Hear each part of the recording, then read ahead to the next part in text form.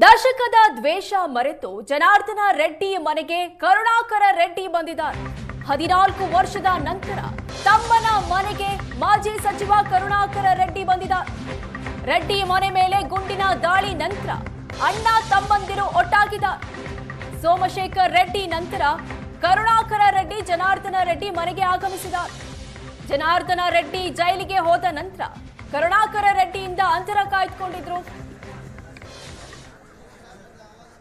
ದಿನಗಳ ಭಿನ್ನಾಭಿಪ್ರಾಯನ ಮರೆತು ಇದೀಗ ಜನಾರ್ದನ ರೆಡ್ಡಿ ಮೇಲೆ ಹಲ್ಲೆ ನಡೆದ ಬಳಿಕ ಜನಾರ್ದನ ರೆಡ್ಡಿ ಮನೆ ಮೇಲೆ ಕಲ್ಲು ತೂರಾಟ ಬಳಿಕ ಸಹೋದರ ಕರುಣಾಕರ ರೆಡ್ಡಿ ಅವರು ಇದೀಗ ಜನಾರ್ದನ ರೆಡ್ಡಿ ಅವ್ರ ಮನೆಗೆ ಬಂದಿದ್ದಾರೆ. ಅವ್ರನ್ನ ಕೇಳಿ ಬನ್ನಿ ಸರ್. ಸಾಕಷ್ಟು ಭಿನ್ನಾಭಿಪ್ರಾಯ ಇತ್ತು, ಘಟನೆ ನಡೆದ ಬಳಿಕ ಎಲ್ಲರೂ ಒಂದಾಗಿದೆ ಅನಿಸುತ್ತೆ ಸರ್.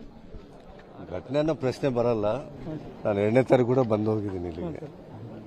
ಆ ರೀತಿ ಪ್ರಶ್ನೆನೇ ಇಲ್ಲ. 2ನೇ ತಾರೀಕು ಅಂದ್ರೆ 1ನೇ ತಾರೀಕು ಘಟನೆ ಆಗಿತ್ತು. ಭಿನ್ನಾಭಿಪ್ರಾಯ ಎಲ್ಲರಲ್ಲಿ ಇರ್ತವೆ.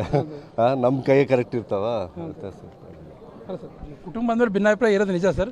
ಇವಾಗ ಒಂದು ನೀವು ಬೇರೆ ಬೇರೆ ಆದಾಗ ನಿಮ್ಮಲ್ಲಿ ಎಲ್ಲರೂ ಅಟ್ಯಾಕ್ ಮಾಡಕ್ಕೆ ಬಂದರು, ಈಗ ಒಂದಾಗಿರಿ, ಈಗ ಅಂತ ಹೇಳಿ ಸರ್. ಇಲ್ಲ, ಒಂದಾಗಿದೆ ಅಂದರೆ ಘಟನೆ ಒಂದು ದುರದೃಷ್ಟಕರ ವಿಚಾರ ಅಲ್ಲ. ಯಾರೇ ಆಗಲಿ ಯಾರ ಮನೆ ಮೇಲೆ ಹೋಗಬಾರ್ದು. ನಾವಾಗಲಿ ಅವರಾಗಲಿ, ಒಬ್ಬ ಶಾಸಕರಾಗಿರಲಿ ಮಾಜಿ ಶಾಸಕರಾಗಿರಲಿ ಅವ್ರ ಮನೆಯವರೆಗೆ ಬರೋ ಅವಶ್ಯಕತೆ ಇದ್ದಿಲ್ಲ. ಒಂದು ಸಣ್ಣ ಬ್ಯಾನರ್ ವಿಚಾರಕ್ಕೆ ಬ್ಯಾನರು ತೆಗೆದ ಮೇಲೆ ಅವರು ಸುಮ್ಮನೆ ಆಗಬೇಕಾಗಿತ್ತು. ಆಗಿದ್ರೆ ಇಷ್ಟು ವಿಷಯ ಇಷ್ಟು ದೂರ ಬರ್ತಿದ್ದಿಲ್ಲಲ್ಲ ಇದು ವಿಚಾರ. ಅದು ಸ್ವಲ್ಪ ತಾಳ್ಮೆಯಿಂದ ಇರಬೇಕು. ಯಾರೇ ಆಗಲಿ MLA ಗೆದ್ದ ಮೇಲೆ ನಾನು